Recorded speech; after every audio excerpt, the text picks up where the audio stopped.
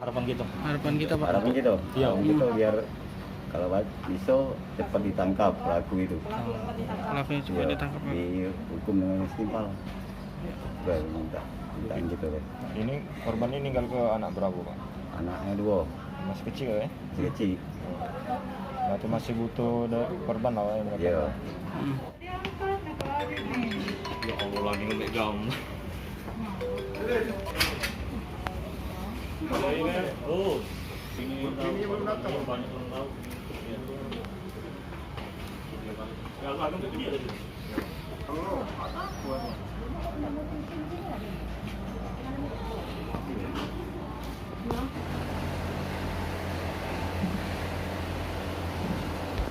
Ya dok, bisa jelasin hasil visum tadi dok? Gimana dok? Jadi tadi kan kita kan melakukan pemeriksaan luar ya, jenazah klinik kami laki-laki ya. Dari hasil pemeriksaan luar kita jumpai ada beberapa itu pada di daerah dada, perut dan di tangan.